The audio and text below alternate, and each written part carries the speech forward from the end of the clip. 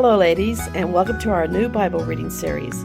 I'm Cindra Enlow from HeavenlyPlace.com, and this year, as we read through the Bible, we'll explore God's incredible story of love and redemption. If you're looking for a Bible reading plan that's simple and doable, this is it. So let's get started and discover the heart of God together, one chapter at a time. Exodus 19. On the third new moon, after the people of Israel had gone out of the land of Egypt, on that day they came into the wilderness of Sinai. They set out from Rephidim and came into the wilderness of Sinai, and they encamped in the wilderness. There Israel encamped before the mountain, while Moses went up to God. The Lord called to him out of the mountain, saying, Thus you shall say to the house of Jacob and tell the people of Israel, You yourselves have seen what I did to the Egyptians, and how I bore you on eagle's wings, and brought you to myself. Now therefore, if you will indeed obey my voice and keep my covenant, you shall be my treasured possession among all peoples, for all the earth is mine. And you shall be to me a kingdom of priests and a holy nation. These are the words that you shall speak to the people of Israel. So Moses came and called the elders of the people and set before them all these words that the Lord had commanded him.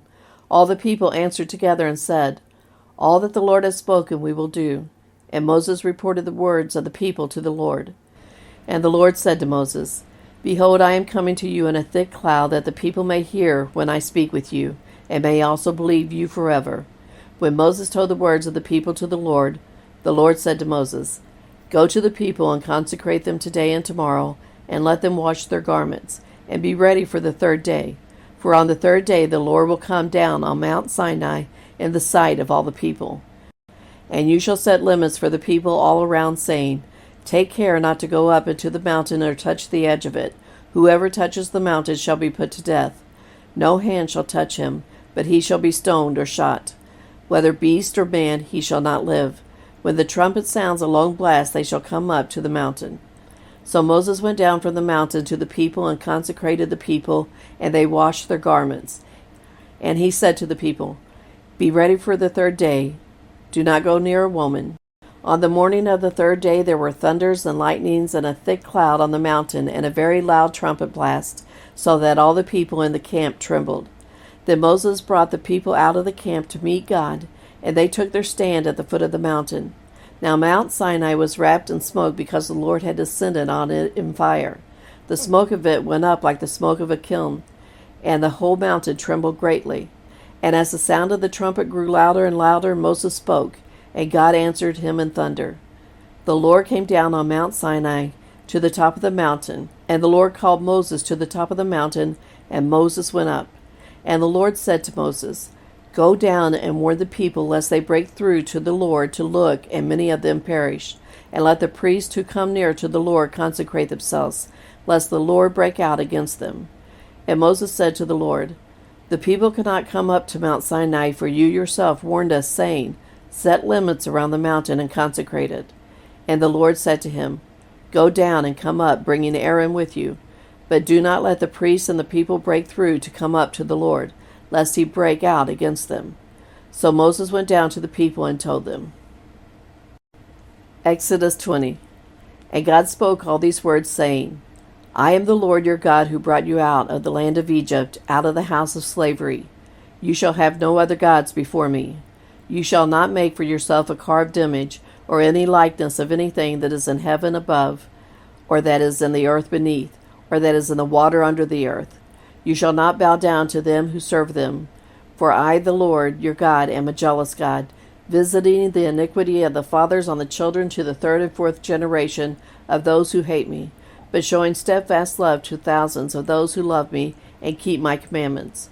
You shall not take the name of the Lord your God in vain, for the Lord will not hold him guiltless who takes his name in vain. Remember the Sabbath day to keep it holy. 6 days you shall labor and do all your work, but the seventh day is a Sabbath to the Lord your God. On it you shall not do any work, you or your son or your daughter, your male servant or your female servant, or your livestock, or the sojourner who is within your gates. For in 6 days the Lord made heaven and earth, the sea, and all that is in them, and rested on the seventh day. Therefore the Lord blessed the Sabbath day and made it holy. Honor your father and your mother, that your days may be long in the land that the Lord your God has given you. You shall not murder. You shall not commit adultery. You shall not steal. You shall not bear false witness against your neighbor. You shall not covet your neighbor's house. You shall not covet your neighbor's wife, or his male servant, or his female servant, or his ox, or his donkey, or anything that is your neighbor's. Now when all the people saw the thunder and the flashes of lightning and the sound of the trumpet and the mountain smoking, the people were afraid and trembled, and they stood far off, and said to Moses, You speak to us, and we will listen, but do not let God speak to us, lest we die. Moses said to the people, Do not fear, for God has come to test you, that the fear of him may be before you, that you may not sin. The people stood far off, while Moses drew near to the thick darkness where God was. And the Lord said to Moses, Thus you shall say to the people of Israel, You have seen for yourselves that I have talked with you from heaven. You shall not make gods of silver to be with me, nor shall you make for yourselves gods of gold. An altar of earth you shall make for me, and sacrifice on it your burnt offerings and your peace offerings, your sheep and your oxen. In every place where I cause my name to be remembered, I will come to you and bless you. If you make me an altar of stone, you shall not build it of hewn stones. For if you wield your tool on it, you profane it. And you shall not go up by steps to my altar, that your nakedness be not exposed on it. Exodus 21. Now these are the rules that you shall set before them. When you buy a Hebrew slave, he shall serve 6 years, and in the 7th he shall go out free, for nothing. If he comes in single, he shall go out single. If he comes in married, then his wife shall go out with him. If his master gives him a wife, and she bears him sons or daughters, the wife and her children shall be her master's, and he shall go out alone. But if the slave plainly says, I love my master, my wife, and my children, I will not go out free, then his master shall bring him to God, and he shall bring him to the door or the doorpost, and his master shall bore his ear through with an awl, and he shall be his slave forever. When a man sells his daughter as a slave, she shall not go out as the male slaves do. If she does not please her master, who has designated her for himself, then he shall let her be redeemed. He shall have no right to sell her to a foreign people, since he has broken faith with her. If he designates her for his son, he shall deal with her as with a daughter. If he takes another wife to himself, he shall not diminish her food, her clothing, or her marital rights. And if he does not do these 3 things for her, she shall go out for nothing without payment of money. Whoever strikes a man so that he dies shall be put to death. But if he do not lie in wait for him, but God let him fall into his hand, then I will appoint for you a place to which he may flee. But if a man willfully attacks another to kill him by cunning, you shall take him from my altar, that he may die. Whoever strikes his father or his mother shall be put to death. Whoever steals a man and sells him, and anyone found in possession of him, shall be put to death. Whoever curses his father or his mother shall be put to death. When men quarrel and one strikes the other with a stone or with his fist, and the man does not die but takes to his bed, then if the man rises again and walks outdoors with his staff, he who struck him shall be clear. Only he shall pay for the loss of his time, and shall have him thoroughly healed. When a man strikes a slave, male or female, with a rod, and the slave dies under his hand, he shall be avenged. But if the slave survives a day or 2, he is not to be avenged, for the slave is his money. When men strive together and hit a pregnant woman, so that her children come out, but there is no harm, the one who hit her shall surely be fined, as the woman's husband shall impose on him, and he shall pay as the judges determine. But if there is harm, then you shall pay life for life, eye for eye, tooth for tooth, hand for hand, foot for foot, burn for burn, wound for wound, stripe for stripe. When a man strikes the eye of his slave, male or female, and destroys it, he shall let the slave go free because of his eye. If he knocks out the tooth of his slave, male or female, he shall let the slave go free because of his tooth. When an ox gores a man or a woman to death, the ox shall be stoned, and its flesh shall not be eaten, but the owner of the ox shall not be liable.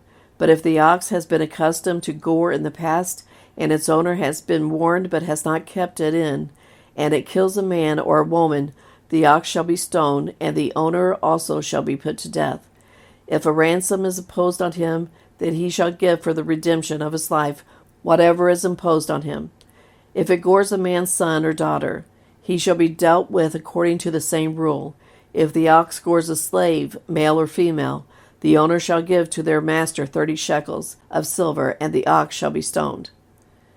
When a man opens a pit, or when a man digs a pit and does not cover it, and an ox or a donkey falls into it, the owner of the pit shall make restoration. He shall give money to its owner, and the dead beast shall be his. When one man's ox butts another's, so that it dies, then they shall sell the live ox and share its price, and the dead beast also they shall share. Or if it is known that the ox has been accustomed to gore in the past, and its owner has not kept it in, he shall repay ox for ox, and the dead beast shall be his. Exodus 22. If a man steals an ox or a sheep and kills it or sells it, he shall repay 5 oxen for an ox, and 4 sheep for a sheep. If a thief is found breaking in and is struck so that he dies, there shall be no blood guilt for him. But if the sun has risen on him, there shall be blood guilt for him. He shall surely pay. If he has nothing, then he shall be sold for his theft. If the stolen beast is found alive in his possession, whether it is an ox or a donkey or a sheep, he shall pay double. If a man causes a field or vineyard to be grazed over, or lets his beast loose and it feeds in another man's field, he shall make restitution for the best in his own field and his own vineyard. If fire breaks out and catches in thorns so that the stacked grain or the standing grain or the field is consumed, he who started the fire shall make full restitution. If a man gives to his neighbor money or goods to keep safe, and it is stolen from the man's house, then if the thief is found, he shall pay double. If the thief is not found, the owner of the house shall come near to God to show whether or not he has put his hand to his neighbor's property. For every breach of trust, whether it is for an ox, for a donkey, for a sheep, for a cloak, or for any kind of lost thing, of which one says, "This is it," the case of both parties shall come before God. The one whom God condemns shall pay double to his neighbor. If a man gives to his neighbor a donkey or an ox or a sheep or any beast to keep safe, and it dies or is injured or is driven away without anyone seeing it, an oath by the Lord shall be between them both to see whether or not he has put his hand to his neighbor's property. The owner shall accept the oath, and he shall not make restitution. But if it is stolen from him, he shall make restitution to its owner. If it is torn by beasts, let him bring it as evidence. He shall not make restitution for what has been torn. If a man borrows anything of his neighbor, and it is injured or dies, the owner not being with it, he shall make full restitution. If the owner was with it, he shall not make restitution. If it was hired, it came for its hiring fee. If a man seduces a virgin who is not betrothed and lies with her, he shall give the bride price for her and make her his wife.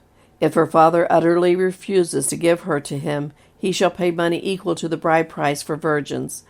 You shall not permit a sorceress to live. Whoever lies with an animal shall be put to death. Whoever sacrifices to any god other than the Lord alone shall be devoted to destruction. You shall not wrong a sojourner or oppress him, for you were sojourners in the land of Egypt. You shall not mistreat any widow or fatherless child. If you do mistreat them, and they cry out to me, I will surely hear their cry, and my wrath will burn, and I will kill you with the sword, and your wives shall become widows, and your children fatherless. If you lend money to any of my people with you who is poor, you shall not be like a moneylender to him, and you shall not exact interest from him. If ever you take your neighbor's cloak in pledge, you shall return it to him before the sun goes down, for that is his only covering, and it is his cloak for his body. In what else shall he sleep? And if he cries to me, I will hear, for I am compassionate. You shall not revile God, nor curse a ruler of your people. You shall not delay to offer from the fullness of your harvest and from the outflow of your presses. The firstborn of your sons you shall give to me. You shall do the same with your oxen and with your sheep. 7 days it shall be with its mother. On the 8th day you shall give it to me. You shall be consecrated to me. Therefore you shall not eat any flesh that is torn by beast in the field. You shall throw it to the dogs. Exodus 23. You shall not spread a false report. You shall not join hands with a wicked man to be a malicious witness. You shall not fall in with the many to do evil, nor shall you bear witness in a lawsuit, siding with the many, so as to pervert justice. nor shall you be partial to a poor man in his lawsuit.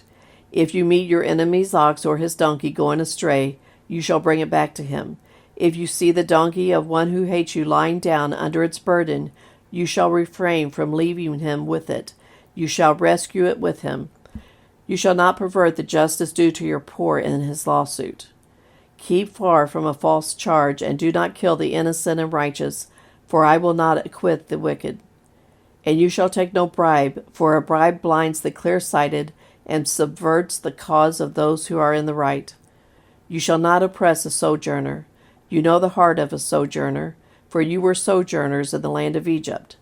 For 6 years you shall sow your land and gather in its yield, but the 7th year you shall let it rest and lie fallow, that the poor of your people may eat, and what they leave the beasts of the field may eat.